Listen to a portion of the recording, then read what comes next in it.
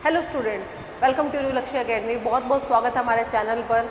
ये वीडियो उन बच्चों के लिए है जिनका 7 जुलाई 2024 को सीटेट का एग्ज़ाम है। सीटेट का एग्ज़ाम पेपर 1 और पेपर 2 सेम डे होगा। तो जाने से पहले कुछ चीज़ें मैं आज आपसे डिस्कस करती हूँ कि इनको भूल कर भी इन चीज़ों का ध्यान रखें, गलतियाँ ना करें और क्या क्या आपको करना है पेपर के अंदर। आज मैं सारा इस वीडियो में आपको समझाऊंगी। तो जिनका भी एग्ज़ाम है वो इस वीडियो को बहुत ही ध्यान से सुनना, देखना, 10 मिनट अपने शांति से निकालना और समझना कि मैं कैसे कैसे आपको समझा रही हूँ। पेपर 1, पेपर 2 दोनों ही 7 जुलाई को है।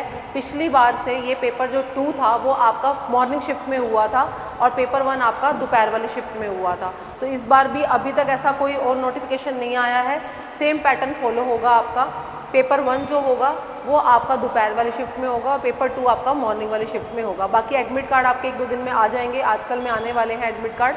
वहाँ से आपको बिल्कुल टाइमिंग, अपना एग्ज़ाम सेंटर और क्या क्या लेके जाना है बिल्कुल अच्छे से पहली बात तो वो पढ़ना, क्योंकि कई सारे बच्चों को ये प्रॉब्लम होती है कि भाई हम फ़ोटो भूल गए या हमने एडमिट कार्ड का प्रिंट आउट नहीं निकलवाया।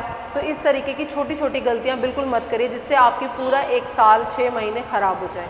तो इन थोड़ी चीज़ों का ध्यान रखोगे तो आपका सीटेट अच्छे से क्लियर हो जाएगा अगर आपकी तैयारी बढ़िया है तो। देखिए, और दूसरी सबसे बड़ी जो गलती होती है वो होती है आपकी OMR भरने में। ठीक है, पहली तो आपकी मिस्टेक होती है भाई सेंटर पे पहुंचना, टाइम से पहुंचना, क्या क्या लेके जाना है। तो फोटोग्राफ, एक ID आपको लेके जानी है, साथ में आपको प्रिंट आउट लेके जाना है अपने एडमिट कार्ड का। और कोई भी एक्सेसरीज़ आपको अलाउड नहीं होती है, वॉच है या कोई भी अदर एक्सेसरीज़ है वो आपकी अलाउड नहीं होती है। तो पहली बात तो इन सारी चीज़ों का ध्यान रखना है आपने। छोटी छोटी वॉच आपने वेयर नहीं करनी है। आपने एग्जामिनेशन रूम में जाकर ये चेक करना है, ये देखना है कि आपके जो क्लासरूम है, सेंटर जो क्लासरूम है वहाँ पर आपकी वॉच अवेलेबल है या नहीं है, दीवार पे घड़ी लगी हुई है नहीं।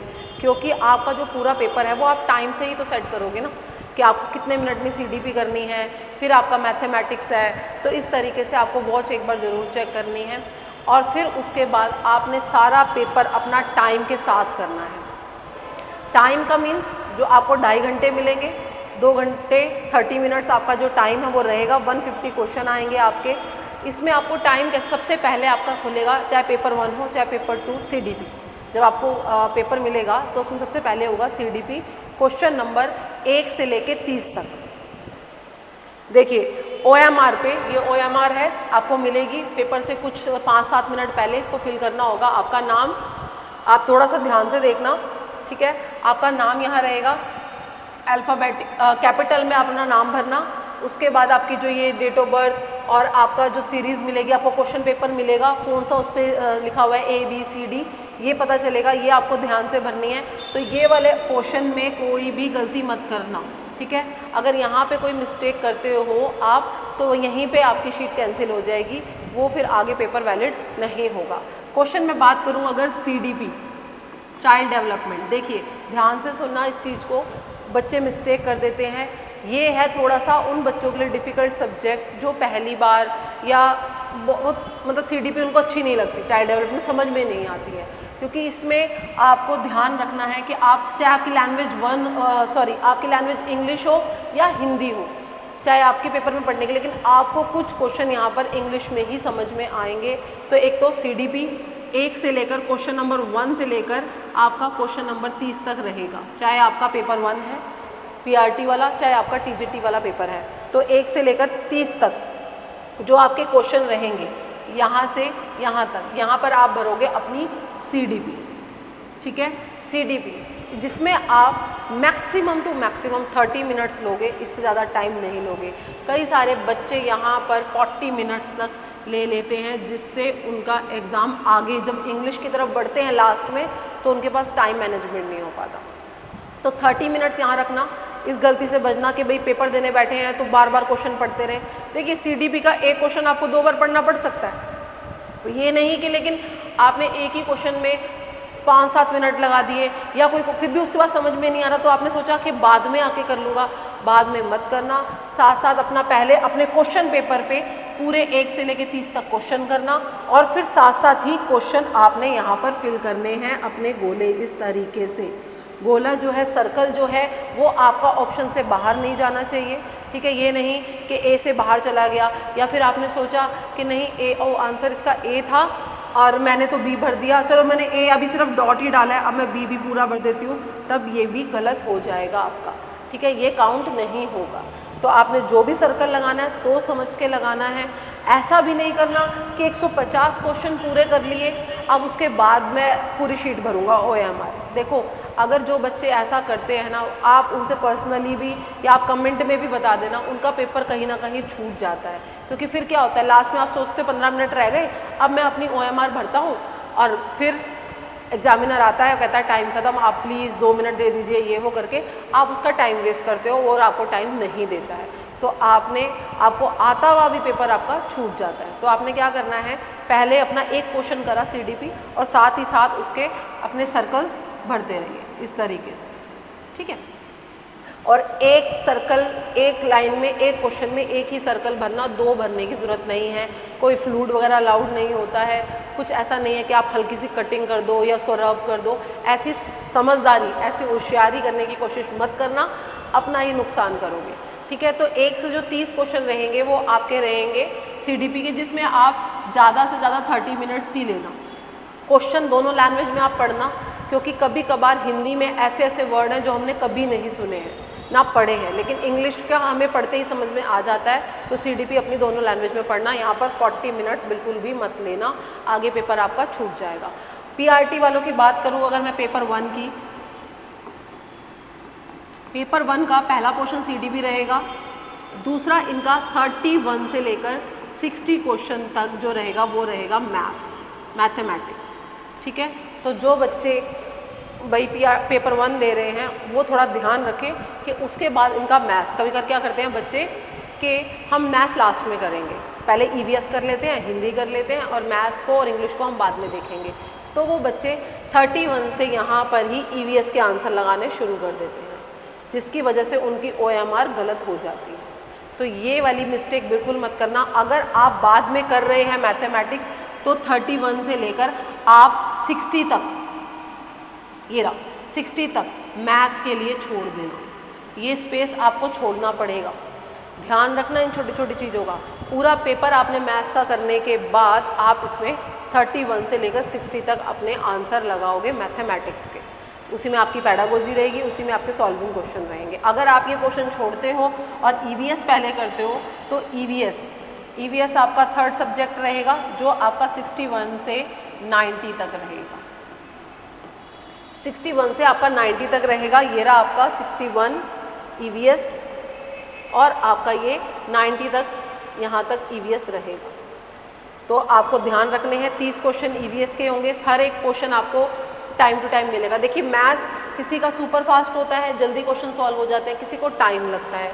अगर आपका मैथ्स में कमांड अच्छी है, आप कर लेते हैं क्वेश्चन, तो आप 31 से 60 वाला जो क्वेश्चन है वो अपने CDP के बाद ही करिए, वरना आप पहले करिए EVS में आपको हार्डली 25 मिनट्स लगने चाहिए, 20-25 मिनट में आपका पेपर हो जाना चाहिए EVS का, क्योंकि ज़्यादा डिफ़िकल्ट नहीं होता, इतनी लैंग्वेज डिफ़िकल्ट नहीं है। आपने क्वेश्चन अगर आपको आता है तो आप साथ साथ करिए। हाँ, यहाँ पर ये गलती मत करना कि भाई मुझे अभी ये क्वेश्चन नहीं आ रहा, मैं पहले पूरा पेपर कर लेता हूँ या कर लेती हूँ, उसके बाद मैं यहाँ पर वापस आऊँगा, तो वापस आने का टाइम नहीं मिलता है। ठीक है, पूरा एग्ज़ाम आपने अच्छे से कंटिन्यू कंडक्ट करना है, ना कि छोड़ के। नेगेटिव मार्किंग तो है नहीं, तो ऐसा तो है नहीं कि कोई क्वेश्चन आप छोड़ कर आओगे। क्वेश्चन तो आपको सारे ही करने हैं, तो आपको जो पहली बार में समझ में आ जाए वही आप लगा देना। नकल के भरोसे मत रहना कि भाई मैं 4 क्वेश्चन छोड़ देता हूँ, बाद में आसपास से आगे पीछे से पूछ लूँगा। कोई किसी को नहीं बताता है। आप कॉम्पिटिटर हैं, ना कि आपका कोई स्कूलिंग एग्ज़ाम है। एक एक सीट बहुत ज़्यादा इम्पॉर्टेंट है। अपने पे विश्वास रखिए, आपको सारा पेपर आता होगा। ठीक है, उसके बाद आपका 4th जो सब्जेक्ट खुलेगा, EVS में आपने 25 मार्क्स दे दिए। अगर आपका मैथ्स अच्छा नहीं है, वीक है, तो आप उसको बाद में करिए। फिर आपकी खुलेगी, यहाँ पर बहुत ध्यान देने वाली बात है। देखिए, जो आपका लैंग्वेज 1 है, लैंग्वेज 1 जो रहेगी, ये तो आपको सिलेबस समझा रखा है।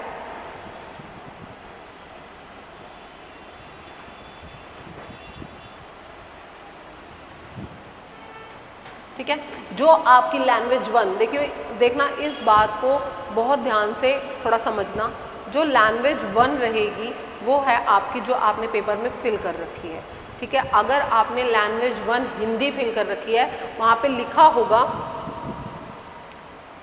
भाग 4, इस तरीके से आपका भाषा 1 अगर आपने हिंदी भर रखी है।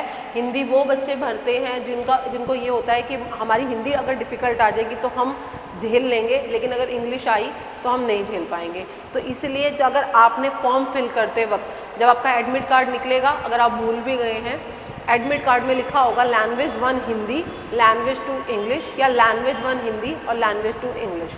वहाँ से देख लेना, अगर आपने लैंग्वेज 1 भाषा 1 भर रखी है तो 91 से आपका 120 तक 91 टू, ध्यान से देखना, आपका 91 से आपका 120 तक 91 टू 120 तक आपकी क्या रहेगी, हिंदी रहेगी। क्या रहेगी, हिंदी रहेगी, अगर आपने भाषा 1 भर रखी है तो, ठीक है। उसमें पेपर में लिखा होता है भाग 4 भाषा 1 हिंदी या इंग्लिश। और अगर आपने इंग्लिश भर रखी है, ठीक है, तो वहाँ पे लिखा होता है लैंग्वेज 1 इंग्लिश। तो आपने जो भर रखा होगा सीक्वेंस वही 91 ही, चाहे आपने 2 भी भर रखी हो। अगर यहाँ पर आपने भाषा 2 भी भर रखी है तब भी आप हिंदी को क्या भरोगे, 91 से 120 ही भरोगे। इंग्लिश होती है आपकी 121 से 150 तक, ठीक है। ये देख लेना कि आपने लैंग्वेज 1 भर रखी है या लैंग्वेज 2 अपने फॉर्म में फिल कर रखी है। यहाँ तक 90 तक क्वेश्चन करने से पहले जब आपकी ईवीएस ख़त्म हो जाए, ईवीएस ख़त्म होने के बाद 1 सेकंड 2 सेकंड 3 सेकंड रुकना और ध्यान देना कि मेरी लैंग्वेज कौन सी है, क्योंकि ज़्यादातर बच्चों की ब्लंडर रहता है, ये मिस्टेक नहीं रहती है, ब्लंडर हो जाता है, क्योंकि उसका 60 नंबर का पेपर तो ख़त्म, यानी कि 2 अगर उसने ख़त्म करे हैं, 2 उसके पोर्शन ख़त्म, 60 नंबर का पेपर ख़त्म, अब उसका पेपर में पास होने के चांसेस बहुत कम रह जाते हैं, ना के बराबर ही रह जाते हैं। तो ये काम बिल्कुल मत करना, ठीक है। लैंग्वेज अगर वैसे ज़्यादातर बच्चे हिंदी 1 भरते हैं, भाषा 1, तो भाषा 1 के ही क्वेश्चन करना। भाषा 2 भर रखी है हिंदी, अगर हिंदी भाषा 2 भर रखी है तो इंग्लिश आपकी क्या रहेगी, 1 रहेगी। इस चीज़ का ध्यान रखना, दोनों ही 2-2 मत कर देना कि मेरी हिंदी भी भाषा 2 है और इंग्लिश भी, ऐसी गलती मत करना। फॉर्म में देख के जाना लैंग्वेज आपने क्या भर रखी है, सीक्वेंस आपका वही रहेगा चाहे लैंग्वेज आपकी 1 हो या 2 हो।